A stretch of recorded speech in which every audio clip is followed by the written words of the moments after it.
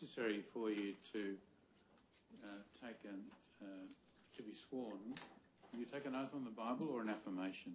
An oath on the Bible. The Bible. Now, I think there's a Bible there, which is a... Yes. Could you take that in your hand, please, and stand and repeat after me. I swear by Almighty God I swear by Almighty God that the evidence I shall give in this Royal Commission that the evidence I shall give in this Royal Commission shall be the truth, shall be the truth, the whole truth, and nothing but the truth. nothing but the truth. Yes, thank you. Take a seat, please. Yes, Mr. Stewart. Thank you, Your Honour. Do you have a copy of your statement dated 10 July 2015 with you? Yes. Are there any amendments or corrections you'd like to make to that statement? No. Can you confirm the statement? I tender the statement, Your Honour. It'll become Exhibit 29-1.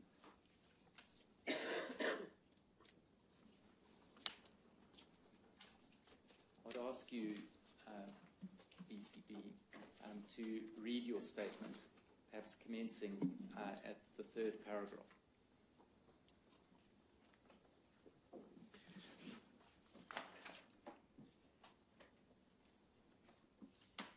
My full name is BCB. I was born on redacted 1967 and I'm 47 years old. I'm married to BCC and we have 2 daughters. My husband owns a redacted business and I work for him keeping the books. I was formally baptised as a Jehovah's Witness when I was 18 years old. I grew up on a farm near Wickerpen in Western Australia. I lived on the farm until I was around 19 with my dad, my mum and my younger brother. In 1977, when I was about 10 years old, my mum became a Jehovah's Witness. Between about 1977 and 1979, my mum used to take me and my brother with her to a couple of Jehovah's Witnesses meetings each week in Corrigan. Corrigan was about an hour's drive away from where we lived.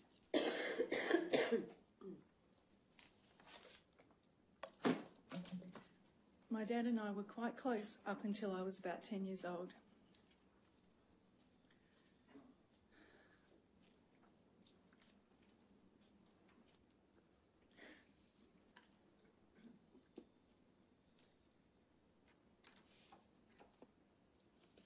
PCB, would you like Mr. Stewart to read your statement, please? Thank you, I should be all right. At any point, If you need a pause or you want Mr. Stewart or your husband to help, then let me know. Okay.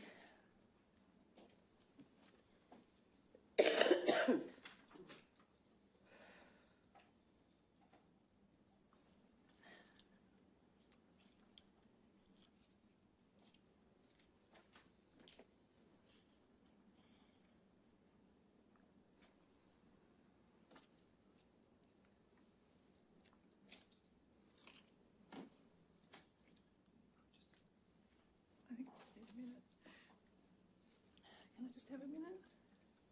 I'm sorry? Can I just have a minute? Would you like us to adjourn for a minute? Just a minute.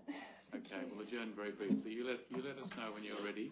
Yep. But if you want your husband to read or Mr. Stewart to read, that's quite appropriate. But we'll take a brief pause and come back when you're ready. All stand.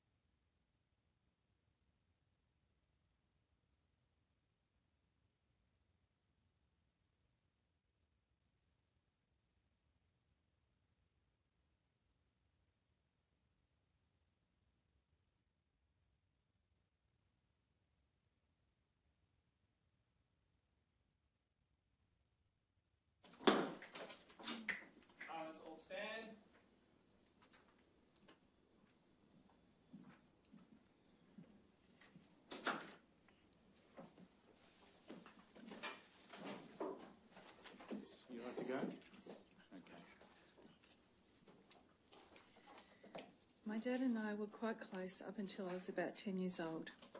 However, when I started attending Jehovah's Witness meetings with my mum, we drifted apart emotionally. My dad wasn't a Jehovah's Witness and never attended Jehovah's Witness meetings with us. He never stopped my mum, my brother or me from attending Jehovah's Witness meetings. In or around 1979, my mum and dad decided that I should go to high school in Narrogin. Narrogin was about an hour's drive from where we lived. Because I was at school in Narrogin, my mum decided to join the Narrogin congregation of Jehovah's Witnesses. My mum, brother and I attended meetings there every Wednesday, Friday and Sunday. The Sunday and Wednesday meetings of the Narrogin congregation were held at the Narrogin Kingdom Hall and were attended by the whole congregation. At these meetings, one of the elders would usually deliver a public talk from the platform based on a reading from the WatchTower magazine or give a talk from the Bible. At these meetings, the elders would also lead question and answer sessions and give specific training about our door-to-door preaching. The Wednesday meeting was referred to as the Theocratic Ministry School, and children were allowed to give talks about the Jehovah's Witness beliefs at this meeting. I remember that I sometimes gave talks at these meetings. The Friday meeting was referred to as book study and usually took place at someone's house. At this meeting, a small group of families would come together to discuss biblical scripture.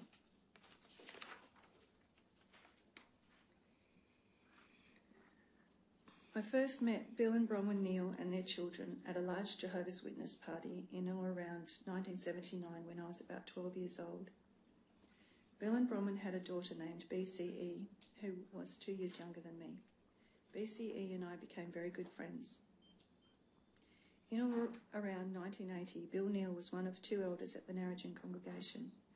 At the time, I understood that Bill's position as an elder gave him authority in the Jehovah's Witness community. He used to give talks at the weekly congregation meetings from the platform in the Kingdom Hall. The other elder in the Narrogin congregation at the time was Jack Shaler.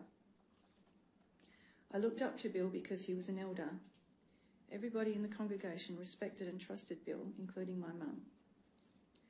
Between about 1980 and 1986, I spent a lot of time with BCE at the Neal family house. I used to stay at BCE's house at least once a week.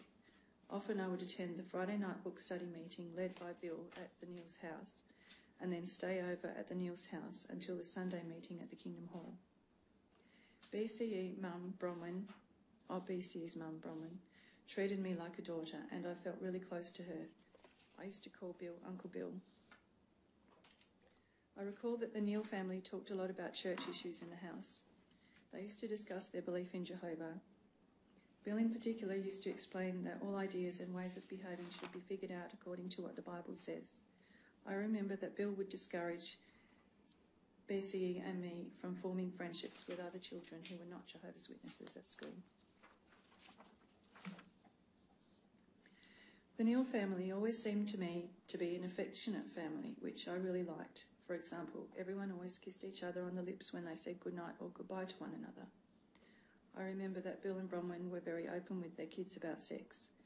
Bill would often make sexual jokes in front of me. My mum never talked about anything to do with sex. I had grown up understanding that it was not something that you were supposed to talk about.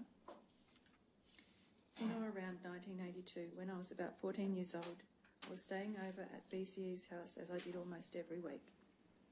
I was having a shower and BCE, who I often shared the bathroom with, said, "What's that on your tummy?" I looked down and noticed I had a rash on my stomach. Despite me not wanting her to, BCE went and got her mum. I only had my knickers and a singlet on. Bronwyn said she wanted to show Bill. I said I don't want him to see me. I never let my dad see me in my knickers, so I was really embarrassed. Bill came and looked at my stomach, and I remember feeling really uncomfortable about him seeing me like that. Later in 1982, I was again staying over at BCE's house. On this night, as I was saying goodnight to Bill in the hallway of their house, he kissed me goodnight on the lips. Initially, this did not seem unusual to me, but he then stuck his tongue into my mouth. I pulled away and looked at him in shock. He looked at me and gave me a queer, smirk-type smile. I found myself half smiling back. I was so surprised by what he had done that I just froze. I didn't know what else to do.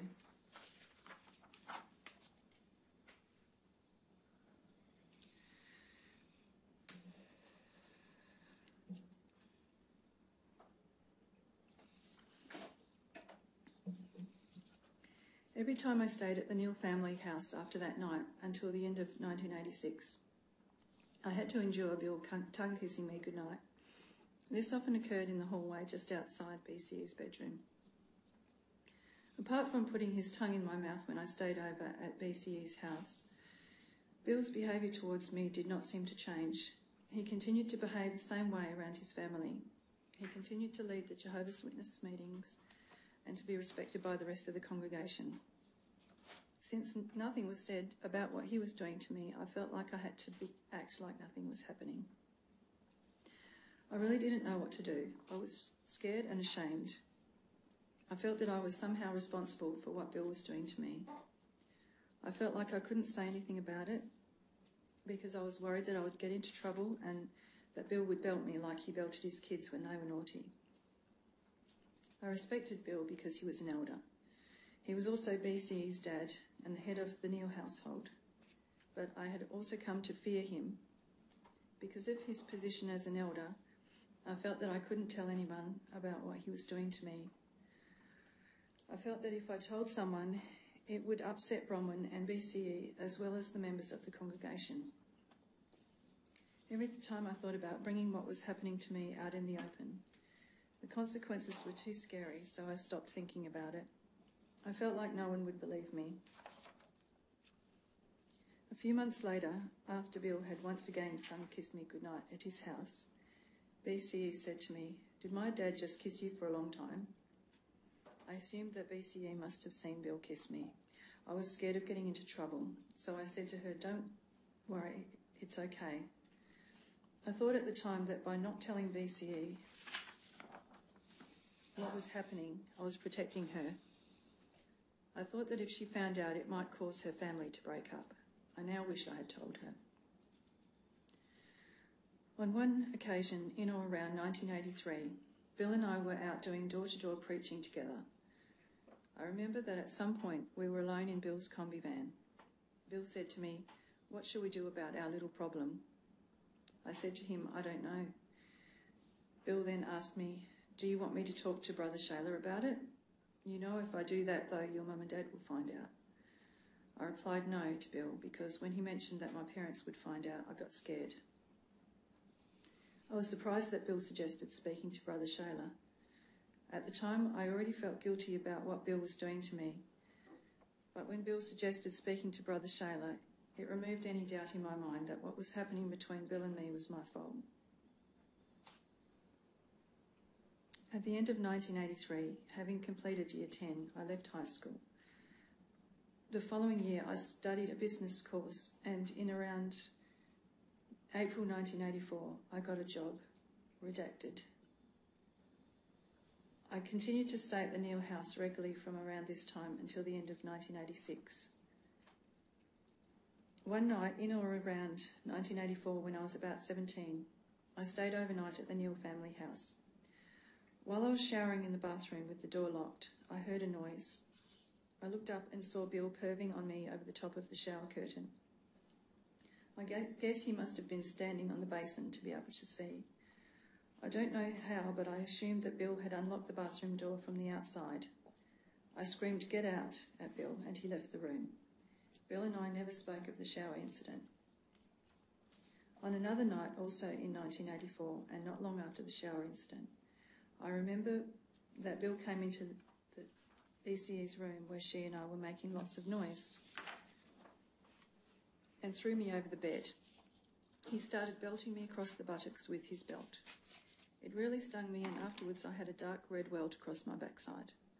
Apart from the physical pain, I remember feeling humiliated, angry and shocked by what Bill had done.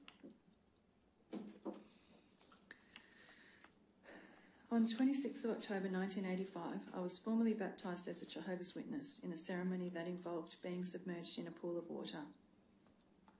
At the baptism, many of the other girls wore modest swimming costumes with T-shirts over the top.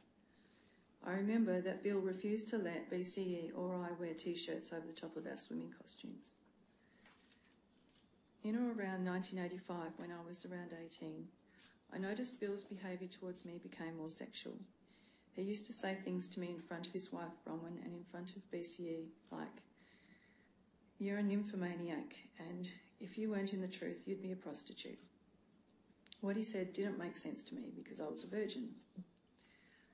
I recall that on one occasion, in or around the end of 1985, Bill tongue-kissed me in this lounge room. As he was doing it, I heard Bronwyn say sharply, "Bill." I remember thinking that we would be in trouble, but nothing more was said about the incident by Bronwyn or Bill.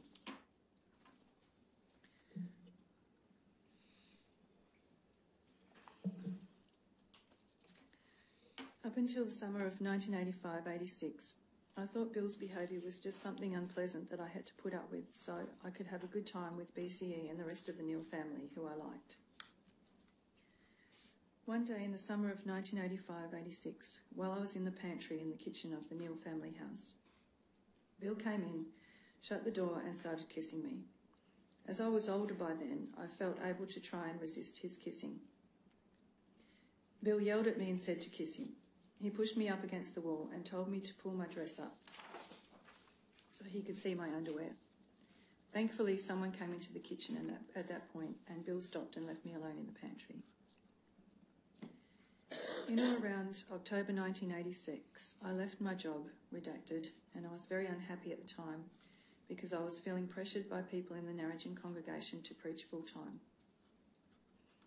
After I left my job, redacted, I moved into the Neal's house for a couple of months while I was looking for a new job in Narrogin. BC was still living at home when I moved in with the Neal family. Bill continued to harass me while I lived at the Neal house. At the same time, he remained a respected elder in the congregation. I became really resentful of him. I stopped referring to him as Uncle Bill and instead referred to him as Bill. Looking back, I think this was my way of rebelling against him. One day, at the end of 1986, when I was 19, I had been having a shower in the family bathroom at the Neal's house.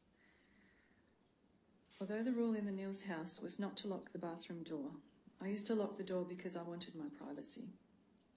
That day, I had just stepped out of the shower and was naked when the door suddenly opened and Bill walked in. I don't know how Bill unlocked the door. I guess that he may have unlocked it with a knife or even his fingernail. I know that Bill didn't walk in by accident because of the way he quickly opened the door, closed it again behind him, and stood against it, trapping me inside. Bill then told me, sit on the floor and open your legs. I didn't want to do what he was asking, but his manner was very threatening. I felt humiliated and scared.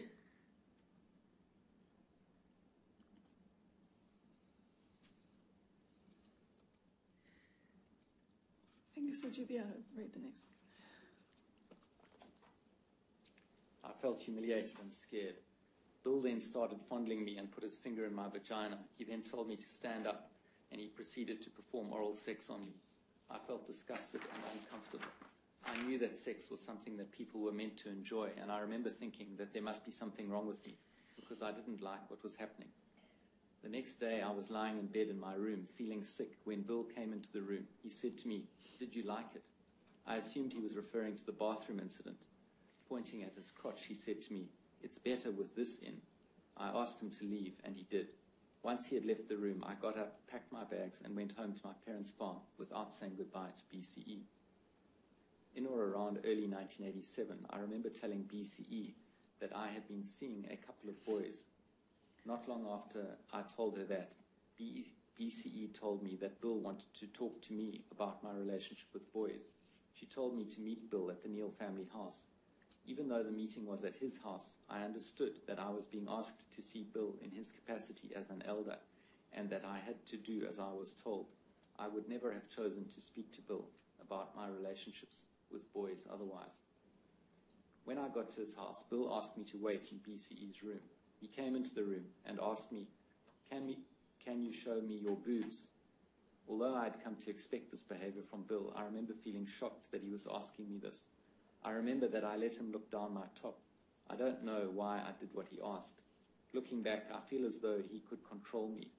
Bill then said to me something like, "Can you make yourself orgasm?" I said yes, and he replied to me, "I thought so, you dirty bitch." Bill was an elder for as long as I knew him. I wasn't able to see at the time, but everything he did to me was in complete disregard of all the Jehovah's Witness rules, some of which he preached about sex and association between brothers and sisters.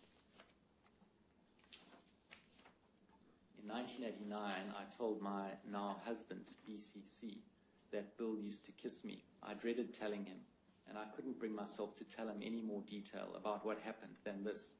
When I told him, he started asking me questions about what exactly had happened, and I said to him, "Don't worry, it's all over now." I didn't want to say anything more because I was scared that BCC would tell someone. Later, in around 1991, a Jehovah's Witness acquaintance of mine, BCF, told me that she had been abused by her uncle and that she had tried to commit suicide. I told her what happened to me, but I didn't mention any names. Somehow she guessed that I was talking about Bill. I freaked out and asked her not to tell anyone.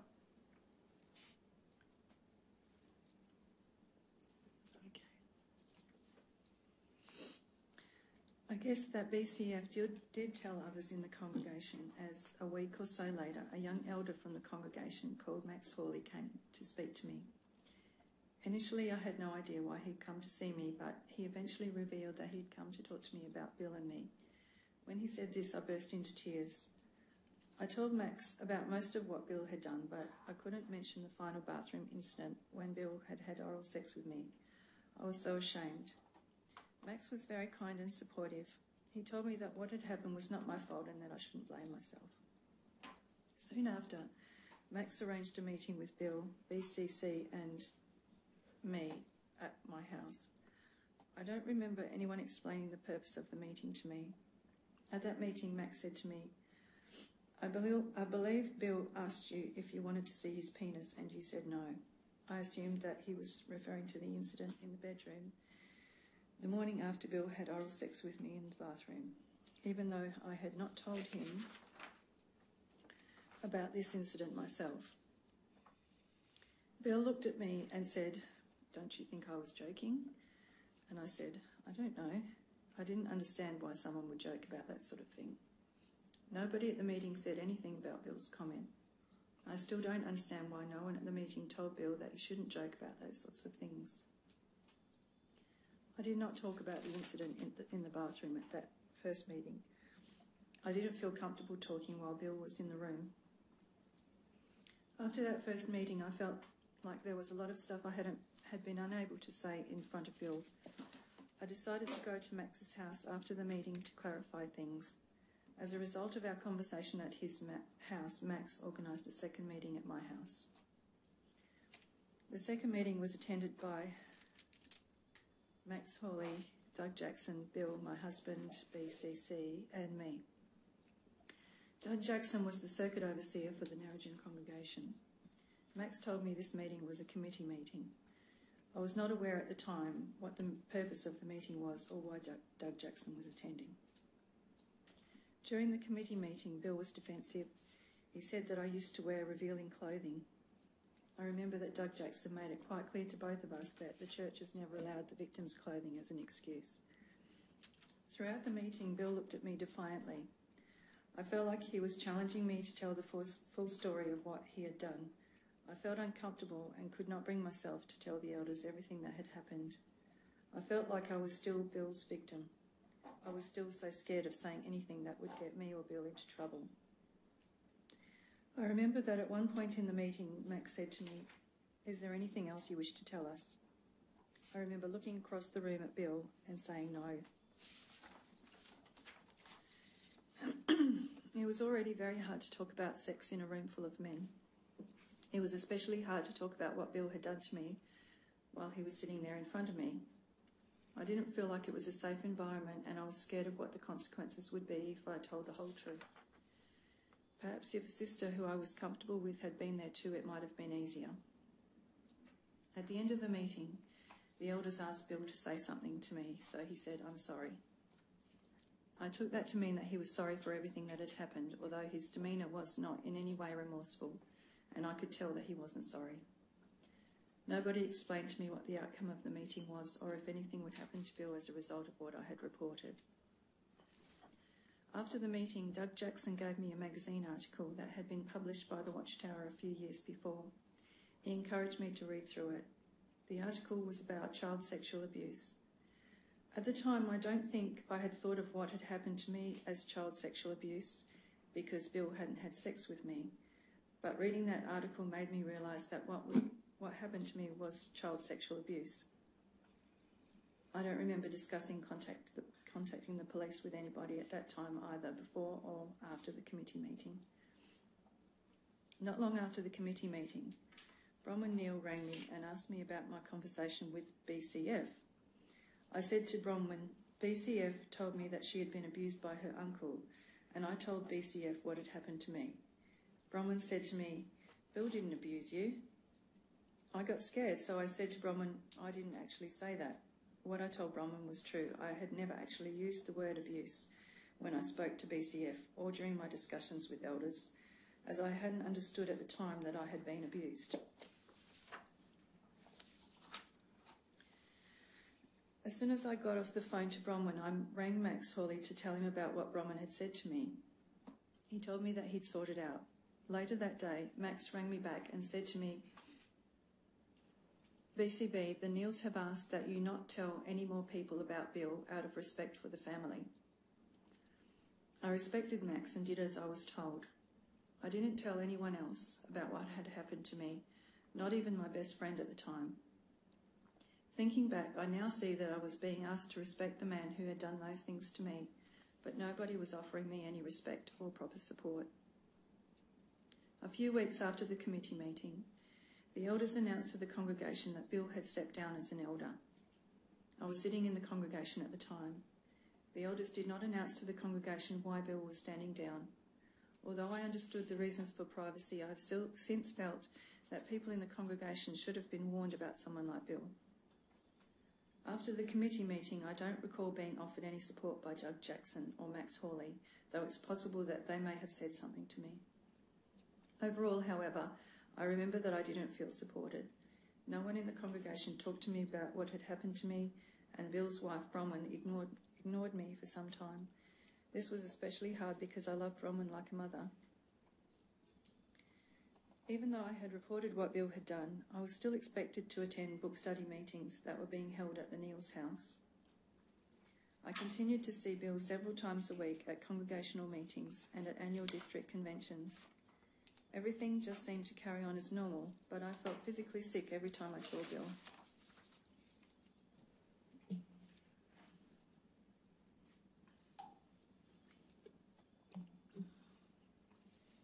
I continued to attend the Narrogin congregation for 3 more years and continued to see Bill at meetings during this period.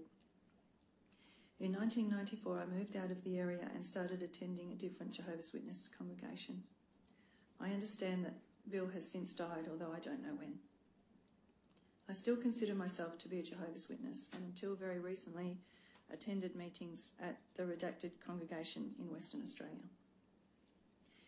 In or around December 2012, I provided a written statement to 2 elders in the Redacted congregation. Their names are Joe Bellow and David Wood.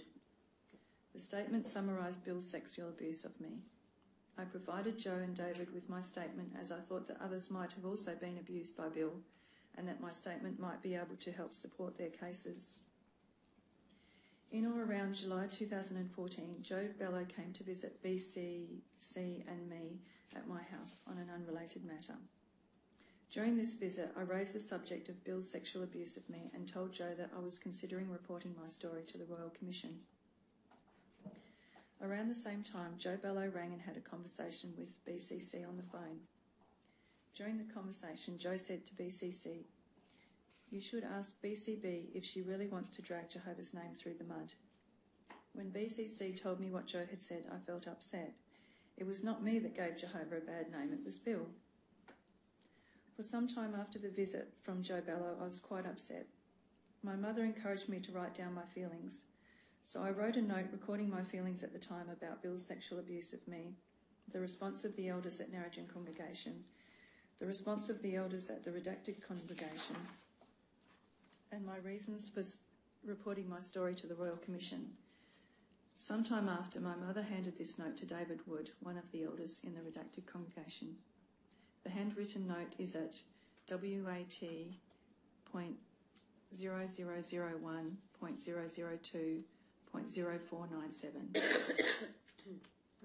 In around September 2014, I contacted the Royal Commission and reported my story. I have huge feelings of guilt about coming forward with my story. I feel as though I am betraying the Jehovah's Witnesses and bringing reproach onto them. When I speak to officers at the Royal Commission, my chest gets tight. I have heart palpitations and I have difficulty breathing because of my anxiety about the betrayal. Since reporting my story to the Royal Commission, I have stopped attending meetings at redacted congregation. I am sad about this because it means that I no longer see a lot of my friends from the congregation. Telling my story to the Royal Commission has brought up a lot of feelings of anger in relation to what Bill did to me and the way I have been treated by the Jehovah's Witnesses.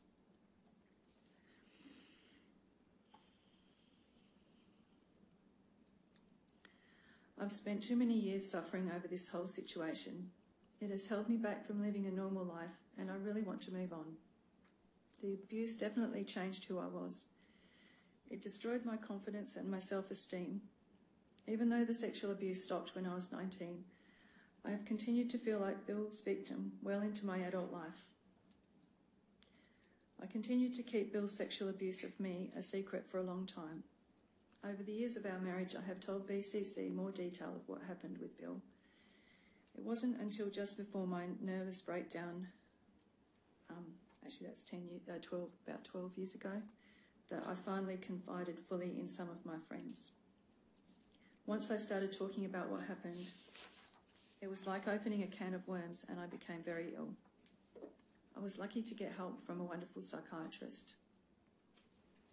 I've had a lot of therapy to address what Bill did to me, but I still have trouble feeling a sense of closure about what happened. I still feel that Bill was never made to face any consequences for what he did to me. I felt like Bill's position as an elder contributed to his power over me. I now think that I was brainwashed into thinking that speaking to people outside the church or to the worldly people would bring reproach upon Jehovah's name. I think that had I been allowed to speak to other non-Jehovah's Witness children at school, maybe someone might have reported what happened to me and I wouldn't have become the victim that I feel I am now. As Bill is now dead, I don't have to worry about seeing him at Jehovah's Witnesses conventions anymore. I still struggle with my thoughts and feelings about the abuse, but I have an amazing group of spiritual sisters and friends, as well as my lovely husband, BCC, and my two beautiful daughters. I would like to see a number of things change in the way that the Jehovah's Witnesses deal with child sexual abuse. First of all, I would like the Jehovah's Witnesses to take allegations of child abuse more seriously and report them to the police. I also think that those victims that are brave enough to report to elders should be properly supported and protected. I definitely did not feel protected when I disclosed my abuse to Max Hawley and Doug Jackson in 1991. I found the experience of reporting my abuse to a room full of men, including the man who had abused me, very distressing.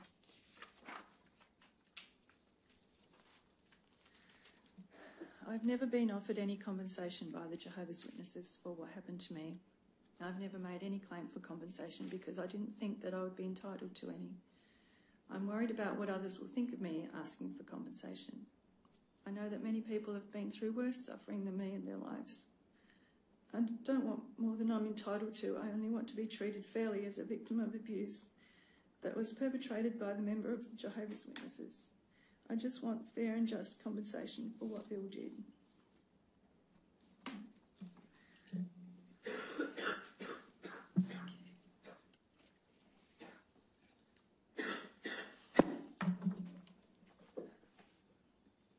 Thank you. I do have a few questions I want to ask by way of clarification or elaboration. You speak in paragraph 12 of your statement, and perhaps that can come up on the screen.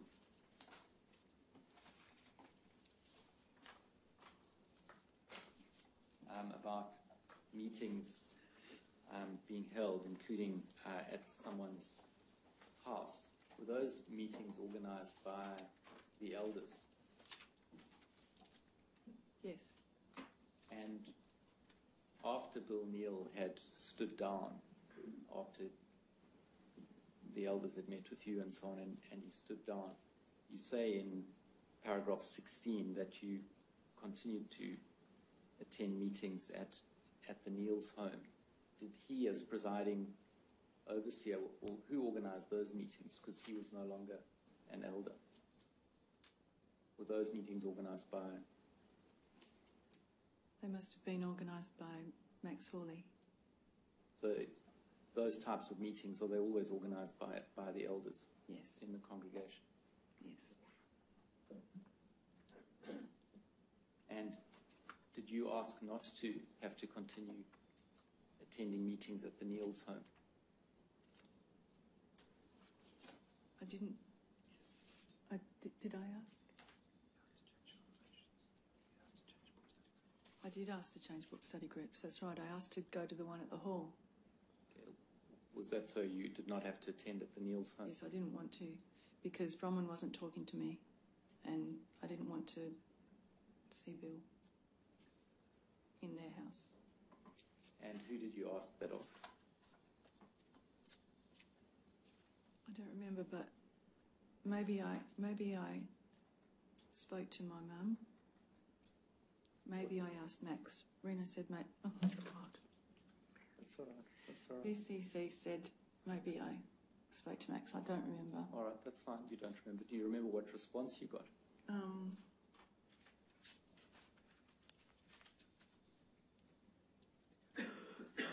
I was just told that I had to go there.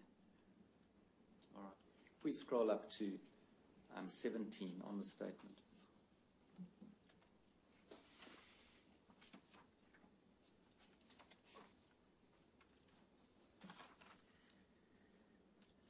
You say in the last sentence that you remember being discouraged from forming friendships with other children who were not Jehovah's Witnesses. This is when you were still at school. Yeah. Did you have an understanding of why you were discouraged from forming such friendships, or what was said to be the teaching behind that? There are a couple of scriptures. One was bad association spoils useful habits. And the other one was that Jesus said that we are no part of this world. So, I had friends at school. They were nice girls. But we were just friends at school, not outside of school. And in what you were taught as a young girl growing up in the Jehovah's Witness church, were you taught anything about the police or how to view or understand the police and their role? No, I don't remember anything specifically being said about the police. You say in paragraph 30, perhaps we can go to that.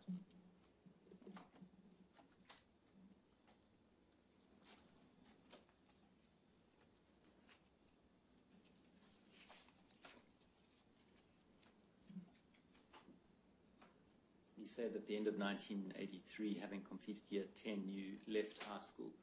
Why did you leave high school at that time?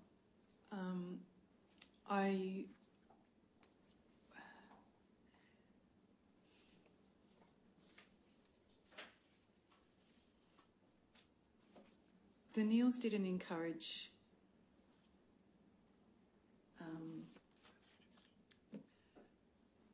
further education.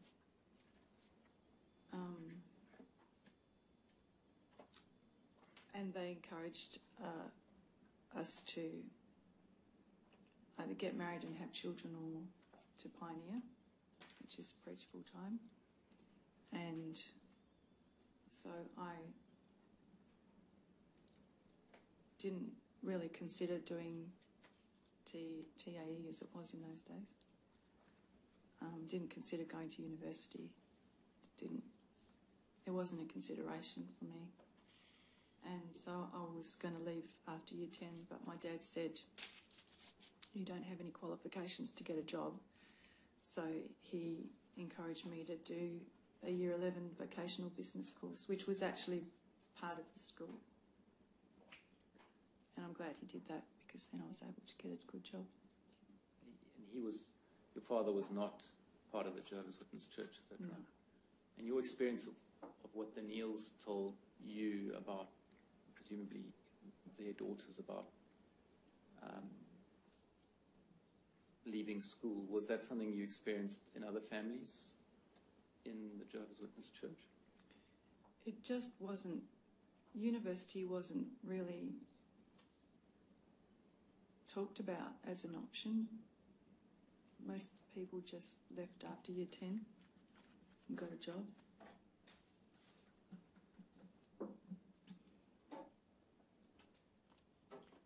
We could look at your paragraph 73.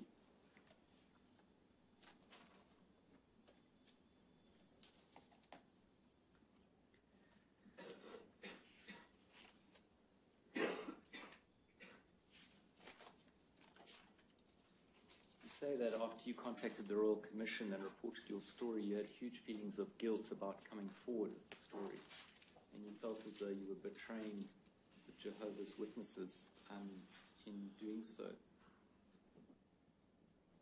Are you able to identify what is the source of that guilt? Why do you feel that it's a betrayal?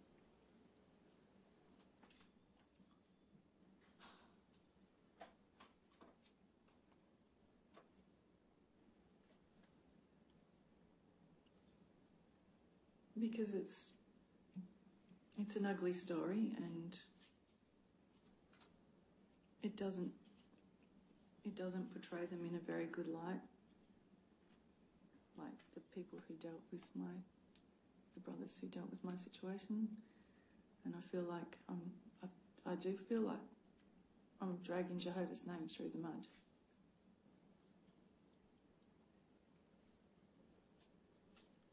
You've given in your statement some details of the impact that the abuse has had on your health. Is there anything you'd like to add in relation to that, or anything you'd like the brothers to know about the effect of child sexual abuse? Yeah, I've been... when I had my breakdown,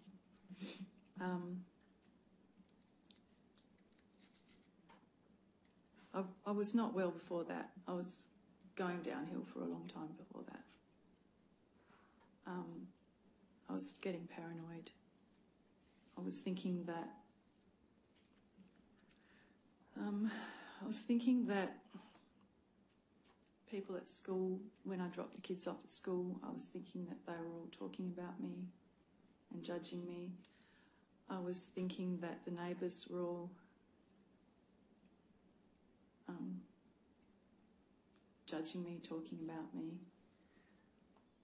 One morning, the lawnmower man came to mow the lawns, and I thought he was going around to all the doors and windows and deliberately trying to scare me.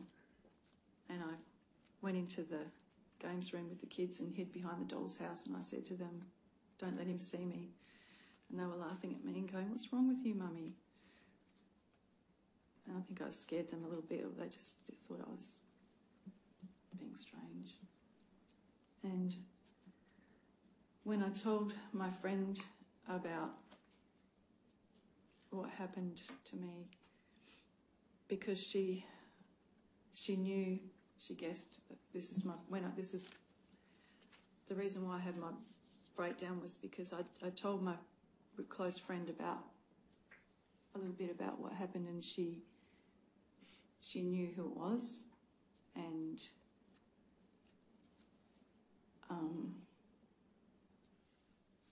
just I got scared that it was all going to come out and everyone was going to know about it, and it really scared me. And the next couple of weeks I lost 15 kilos because I was so anxious, and I was really sick. I couldn't get out of bed. I had no energy. I couldn't get out of bed, and I was hyperventilating. I was breathing into a paper bag all day long. And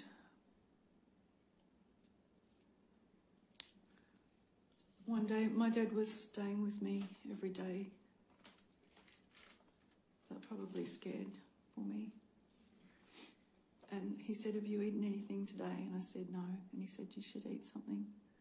So he made me a piece of toast, and I was chewing it and chewing it. And I ended up having to spit it out because I had no saliva in my mouth.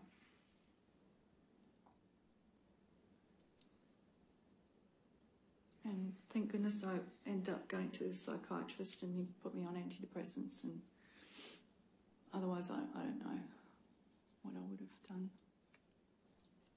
I just wanted to go to sleep and not wake up. I thought about taking sleeping pills, but I just kept thinking about my husband and my kids, and I couldn't do it to them. Thank you. I have no further questions. Does anyone else have any questions? No, Your Honour. I do, Your Honour, if the Commission, please. I do. You do? Yes. BCB, obviously I represent you before the Commission. If I could take you to, excuse me, your initial complaint, if you like, to BCF. Yes.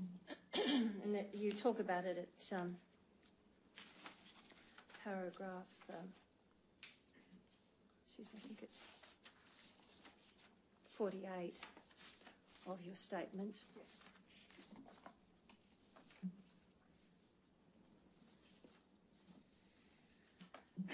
She had indicated to you that she had suffered abuse from her uncle.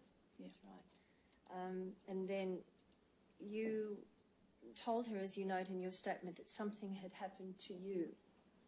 Is that right? Yeah. Did you give her any details about, not about the perpetrator, but what had happened to you? A little bit.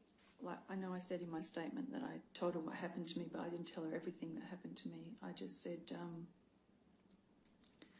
something similar happened to me. Did she give you the specifics of her abuse? Not really. That was a long time ago. I can't really remember exactly. So when you say something similar had happened to me, yeah, did you tell her any more about what had happened to you? yes, I told her about how my friend's father had used to stick his tongue in my mouth when he kissed me, and that he came into the bathroom and perved at me, and I think that might have been all I spoke to her about. I did tell her about him coming into my room and wanting to show me his penis. Is the next thing that you can recall, just in relation to how these meetings came about between with Max Hawley and Doug Jackson and Bill Neal? Is it the case that you were out preaching? Yes. And Max drove up to you? He drove up to me, yes. I was out in the preaching work, and he drove up to me and he said, "Oh, can I come and visit you this afternoon?" And he wanted to visit. Who were you with at the time, if anybody? I think I was with my husband. And do you remember what you said to him when he asked, "Can I come and visit?" yes, I said he could come round that afternoon, yeah. And did Max come alone to your home on that occasion? Yeah, the first time. Do you remember what he said to you? Yes, he started talking about if you told a friend some information that was quite serious, and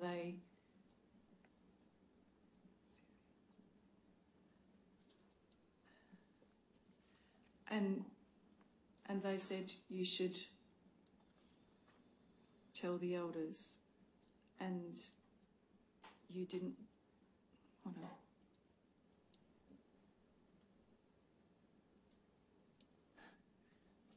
Can't remember exactly how he said it. Did you eventually work out what he was talking about? Yeah, he was trying to, I think he was trying to explain that BCF was obviously feeling bad because she'd told someone about what I'd said and was worried about my reaction. Is it the case that you realised that he was talking about the That's when I realised that contact with Bill Neal? that BCF had told somebody about what I told her. And you burst into tears at that time? Yeah. And the next thing you recall is it the case that there was a meeting with Max present, is that right? Yes. Doug Jackson and... No, the next meeting was Max and Bill and my husband and I. So Max and Bill and your husband and yourself. Yes. So two elders were present. Yes. But one of them was your abuser. Yes. Is that right? Yes. And was that at your home? That was in my lounge room. At the time, did you feel... I'll withdraw that. You were 22 at the time, is that right? Oh, yeah, I think I was 22, yes. We'd just been married for a couple of years. And you were both in the faith? Yes. Is that right? And you remain in the faith? Is that right? I'm taking a break Right. at the moment. But at the time, you certainly, is it the case, didn't feel that you could question the process of what was occurring? I was just doing as I was told. And when you say just doing as you were told, do you mean from Max Hawley? Yes. You indicate... I assumed that he knew the correct procedure and I was just going along with what he said because I respected him. Were you told by Max that if there had been indecent contact between you and Bill that you could go to the police? No. That you should go to the police? No. That it was criminal behaviour No. that you were alleging? No. When Bill Neal attended with Max, were you pressed for detail as to what Bill had? Yes, Max said, I believe that Bill, in the course of whatever they were asking me, he said, I believe that Bill asked you if you wanted to see his penis. And I said yes. And then Bill looked at me and said, do you think I was joking? And I said, I don't know. Did you feel at the time that you were really being invited to question your own belief in what had happened?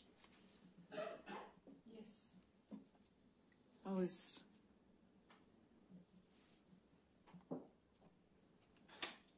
questioning whether I misunderstood. And the next meeting was also at your home, is that right? Yes. And present was Doug Jackson and Max Hawley and Bill again. Yes. Looking back on it now, how do you feel about the appropriateness of the first meeting, Max coming with Bill, your abuser, to your home? I felt very, very uncomfortable. I couldn't say anything about what really happened with him there because I felt like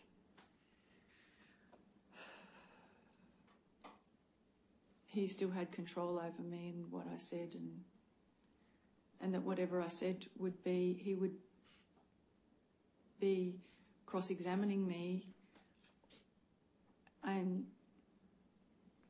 saying that it was my word against his. So when you say he would be cross-examining, you meant your Bill. abuser, Bill Neal. Yes.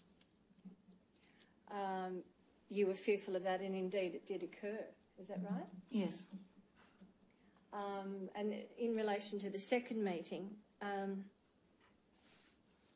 you describe in your statement as Bill was defensive, and I think you described defiant as well. Yes. Spoke about you wearing revealing clothing. Yes. did you feel the same way in the sense that you were, your version, your credibility was being tested? Yes, definitely. And that you weren't being supported in your Yes. version of events? I didn't feel supported at all. Did you understand what the process was? No. Did you understand why this was occurring, why these people were attending your home and violating your space, if you like, in relation to this inquiry? I didn't question their methods because I thought they would know the correct procedure because they were the authority in the church, in Jehovah's Witnesses. And did you understand it was an inquiry as to whether or not Bill should remain an elder? Was that ever explained to you? Not really. I guess I still just thought it was my word against his, and that they were just trying to find out what happened. Were you, having been raised from 10 in the faith of Jehovah's Witness, did you understand the rules, if you like, about when someone makes an accusation against another? That is... With minor incidents, you approach the person and try to sort it out with each other if you can. If you can't, you... I know now that you can talk to two trusted friends, two trusted sisters in the congregation. I didn't understand that at the time, though. I don't know whether that was ever a rule. When I say a rule, do you understand that it's a reliance upon biblical teaching is noted for this, that for someone to be found guilty within the church of wrongdoing, or within the faith, they have to either have confessed or that there be two or more witnesses?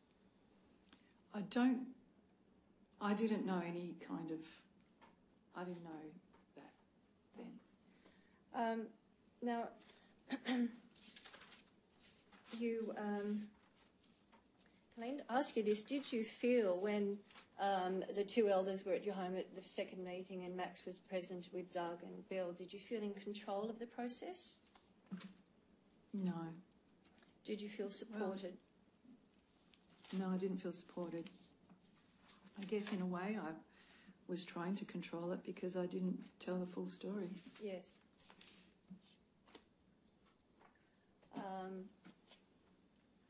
Do you feel now that you should have been encouraged at that time to go to the police? Yes. You have an understanding now that Bill Neal's conduct towards you in relation to the tongue kissing is at least assaults of an indecent kind? Yes. And that the incident in the bathroom where you were penetrated and oral sex performed upon you were arguably incidents of sexual intercourse without consent? Yes. Just in relation to the process that took place, do you think you should have been confronted by your abuser at the time in your own home? No. And do you think there should have been females involved? Yes.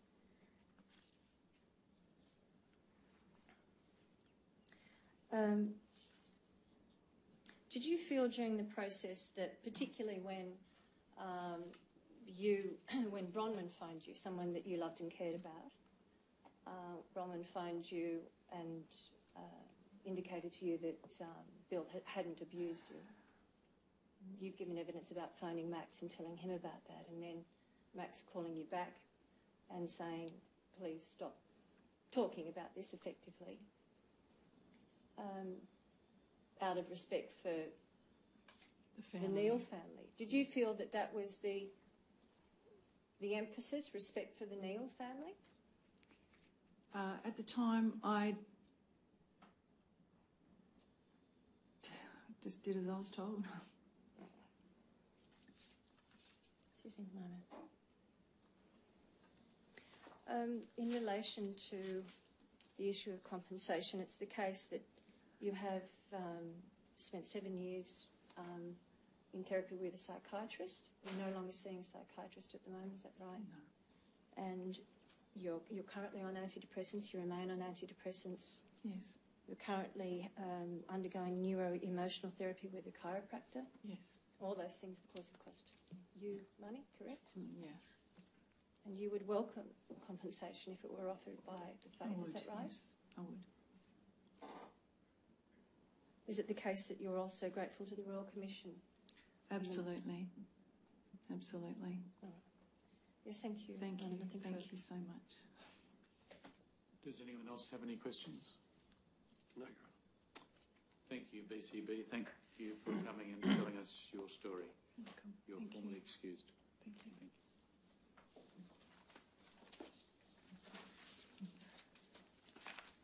Next witness, Your Honour, will be Max Hawley.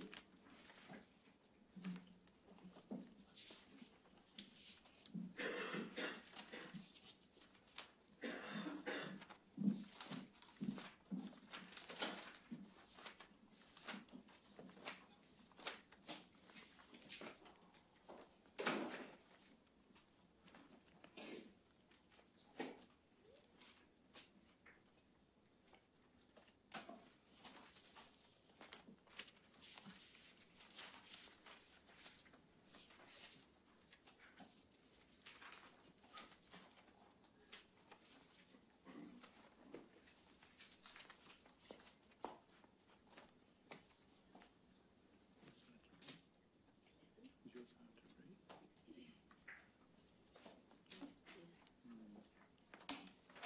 Do we have any better copies of Mr. Hawley's statement? The ones we've got are quite hard to read.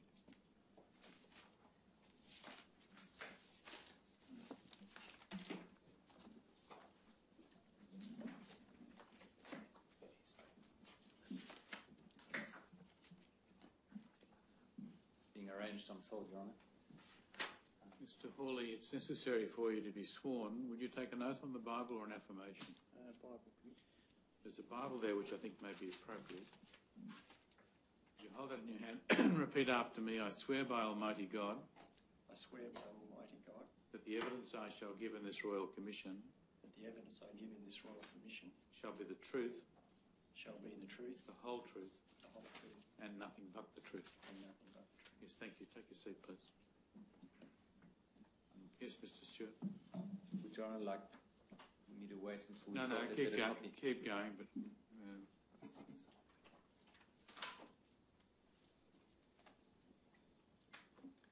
Mr. Hawley, do you have before you a copy of your statement, which is I think we need to identify him first.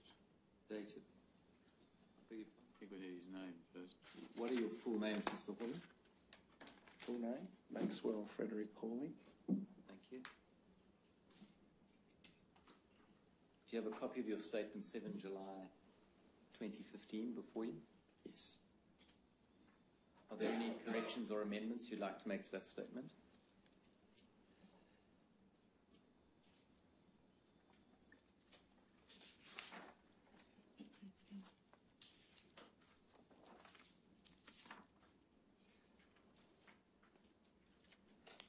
No, I think it's complete. Do you confirm the statement is true and correct? Yes. I tender the statement. It'll become Exhibit 29-2. Mr. Hawley, you've been a Jehovah's Witness essentially your whole life, is that right? That's correct. You have been a Dawesville congregation elder since November 2012, and you serve there as secretary, is that right? That's correct, yes. And you were appointed in an elder in the Narrogin congregation in 1988, and you served there as secretary too, is that right? Yes, that's correct, yes. And there was only one other elder there at that time, that was Bill Neal. When I was first appointed, there were two elders. One was quite elderly, and I think he then moved back to Perth, so that left Bill and I. Later on, there were two other elders appointed, and we had a situation arose where they one was stood down and one moved away, so that left Bill and I at the time that this incident occurred. Okay. And the first elderly elder that you referred to who moved back to Perth, was that Jack Shaylor? That's correct.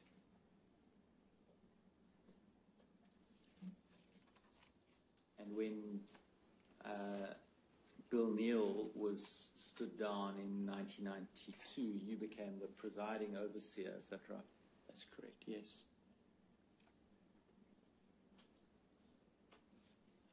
Now, speaking generally now, but in your experience, as secretary of a congregation, what files or records do you keep? We keep copies of the letters that are sent from the branch. We keep publisher record cards that report all their time spent in the ministry. Collate that information each month and send the details to the branch. We write letters when someone moves to another congregation and send a letter of introduction along with that. We also receive letters from other congregations when publishers move in. We keep records of committee cases that are held, judicial committee cases and things like that of a sensitive nature are kept on file too in case we need to refer back to them at a later time. But those are only usually seen by the ones acting on that committee at the time. Is there a file or a record for each member of the congregation? No, only the publisher record card, which details how much time they spend in the ministry each month. And in respect of the files of a sensitive nature or records of a sensitive nature that you described following committee hearings, judicial committee hearings and so on, for how long are those retained?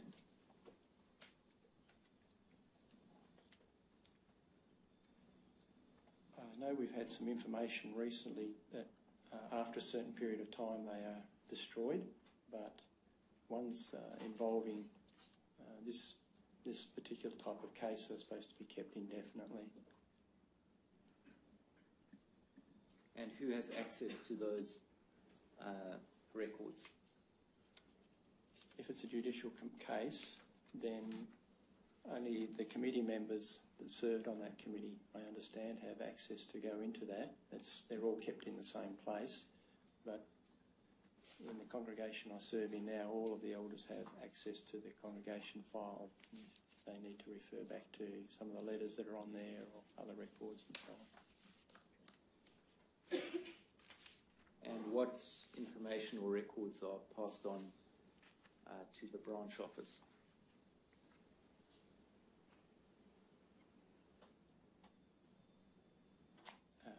The report each month for how much ministry is conducted by the congregation is compiled, and that's sent each month. Each year there is information logged about different activities in the congregation, how many publishers there are, how many unbaptised publishers and so on. That's just a brief overview. That's also sent to the branch.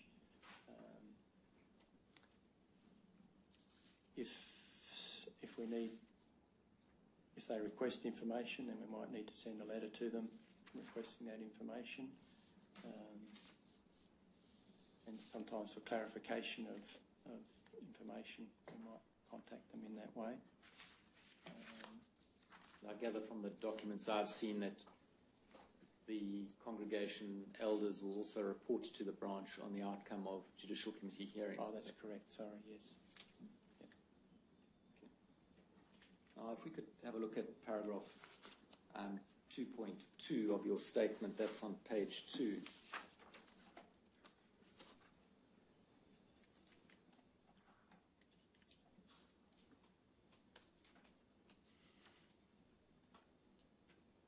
You'll see in the last line you mention victims being encouraged to report abuse. Are we to understand that as reports to the elders? Is that right? Yes.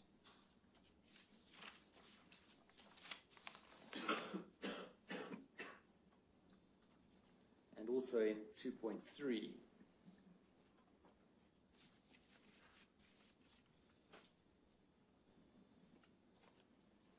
in the last sentence, you say the relevant Bible principles make it clear that failure to report another's wrongdoing can make one responsible before God, and this is emphasized to the congregation.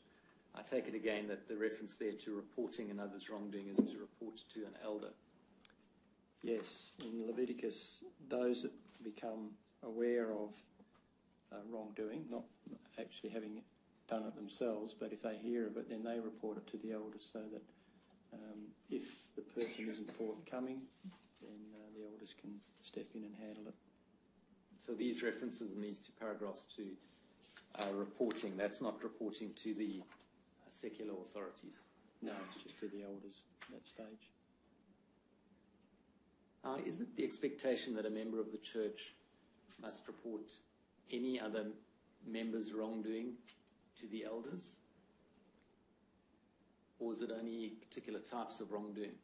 The encouragement is, depending on the seriousness of it, I guess too, is that they go to the person that's committed the wrongdoing and encourage them to go to the elders first, and basically making a proviso that if they don't, then the person that's become aware of it will approach the elders and let them know of it.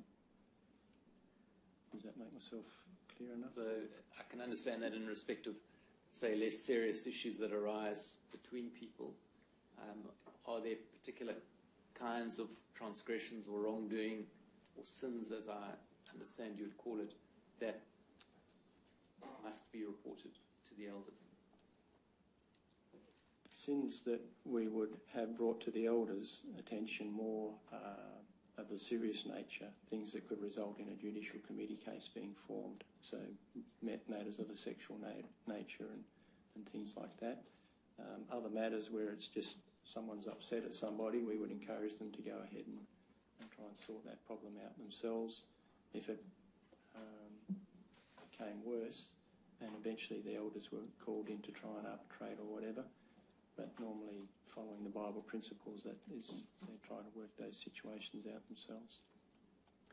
And can you assist by explaining where the line is drawn, or how the line is drawn between what's of a more serious nature requiring reporting and what isn't? Yeah, the more serious nature things set out in the scriptures that could result in someone being removed from the congregation if they're unrepentant. So sexual immorality and all the stages and things that covers, homosexuality, bestiality, all of those sorts of things. And that would include child sexual abuse? Absolutely, yes. And those things are the ones, I take it, that are set out in the handbooks? Yes, how we go about instituting the protocol and handling of those aspects, yes. Now, turning to the case specifically of BCB, and perhaps we can have up on the screen paragraph 49 of BCB's statement.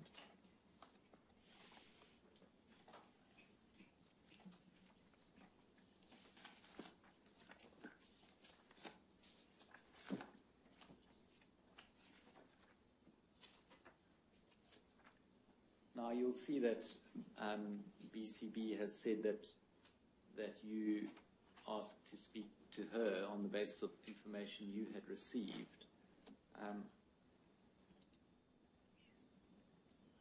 Do you recall or remember the person BCF who's referred to there? That's a friend of hers to whom she had spoken. The first name of that person, which we're avoiding saying, it should be on a list in front of you? Yes, I remember, but I don't remember her coming to see me. Do you remember how you first got to hear of these issues that BCB raised in relation to Bill Neal? From my recollection, it was BCB and BCC that came to see me at my home and tell me about the allegations. When you say, from your recollection, you seem somewhat hesitant about that, is that because of the passage of time? Yes, yes. Mr. Hawley, this allegation, I take it, when it came to you, you would have seen as a serious one. Absolutely. There's a huge breach of trust, Your Honour. Yeah, and as a consequence, I assume it would have stood out for you at the time? There's something unusual? At the time, it was something that I hadn't dealt with before, and yes, it was a very serious nature. I took it as a huge breach of trust, not only for the person involved, but for the whole congregation. It would have repercussions that would flow through. And the matter was reported to you because you were in a position of responsibility? Yes. Did you take any notes? No, I didn't. Can you help us? I may have done at the time, I'm sorry, but... you may have done. I may have, but Where are they now? They would have been destroyed. Why? We don't like to have any notes outside of what's kept on file in the congregation. Why don't you like to have notes of a serious allegation? There are brief notes kept in the file, but all other notes are destroyed. Why is that? I guess it's because we don't want them to fall into the wrong hands of other people to find them and they go through them. What are the wrong hands? Well, we don't want our wives knowing what our stuff, what sort of things we're dealing with. We don't want other people in the congregation coming across that information. So you want to keep it secret to the elders, is that what it amounts to?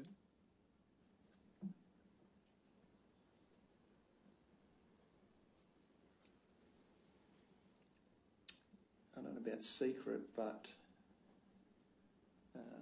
we want to try and limit the amount of people that have to have a look at that information, yes. And why is it that you want to limit the people who will have access to the information? Just to protect them, I guess. We don't... Protect who? Protect the person that's involved in it and the rest of the congregation so that they don't have to know these...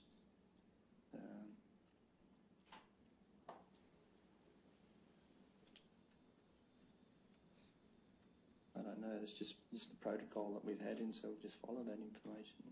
And would you do the same thing today if someone came and reported to you a serious allegation of sexual assault? Would you destroy any notes? Yes, that's our practice.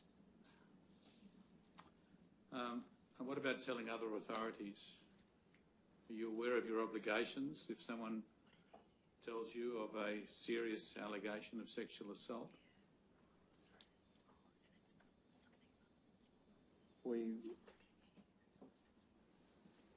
If we have any hesitation, we contact the branch for advice on how we should proceed legally and scripturally. We don't we don't report it to the police. I think we encourage them to do that, but we give them the assistance to do that if they need that. How do you encourage people to report to the police?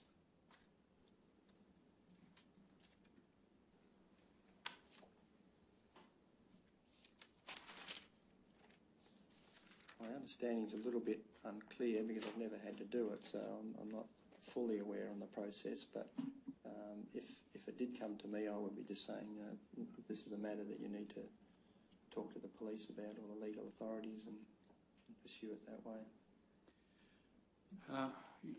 The allegation that came to you, you accepted was serious.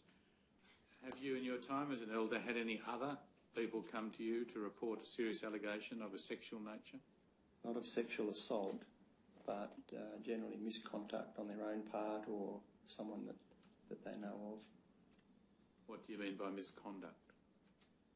Well, if someone's committed immorality with somebody else, then that's been brought to my attention, either by the person that's done it in the way of confession, or it may be that they've heard about it and brought it to my attention and we've investigated it and handled it that way.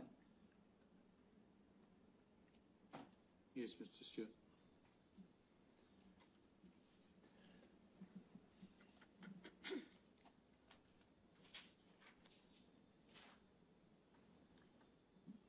You said a moment ago to His Honour, Mr. Hawley, you said that in relation to reporting to the police, you would say to the person, look, this is a matter that you need to talk to the police about. with the legal authorities and pursue it in that way. Now, what sort of matter would that be? What sort of matter in your mind would be one that you would say to someone, they must go and report to the police? It would be in the matters of an abuse situation where someone had been forcibly, something like this instance, or probably even worse, or if someone had been raped, or that sort of a matter where police proceedings would be needed. Now, in this particular case, what were you told initially? You say you spoke with BCB and her husband. What was reported to you?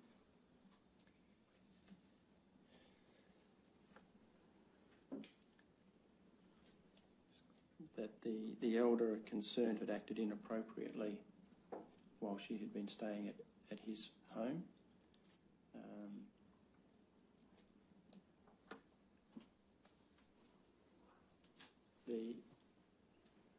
From my recollection, it was more to do with the fondling of her breasts,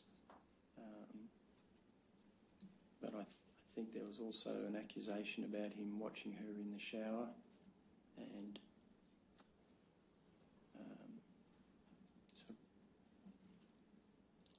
that's from most of my recollection. I think there was inappropriate kissing of some sort too. But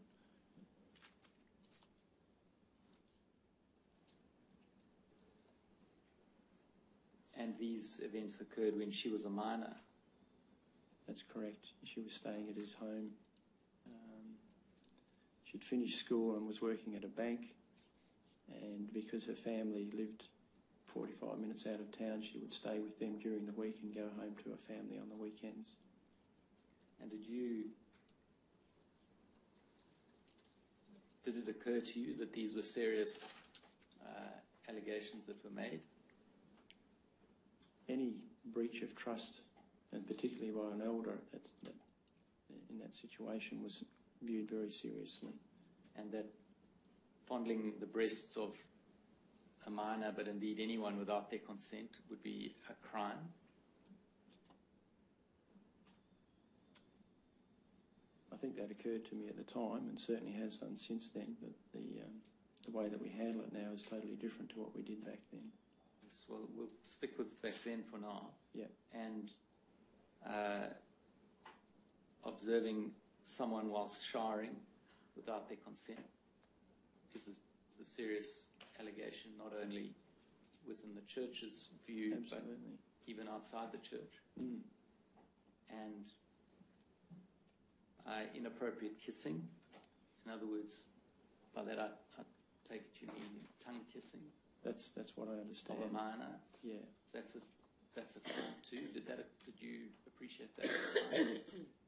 Probably not like I should have done. Well, it shocked me to have that accusation brought to my attention. I knew it wasn't right. I didn't realise it might have been a criminal matter though. And did you give any consideration to whether you should report it to the police? I didn't, no.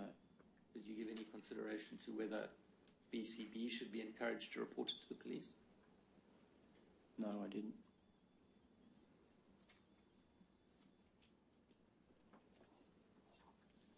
Spare a minute time. Very well, we'll take the luncheon adjournment. Stand.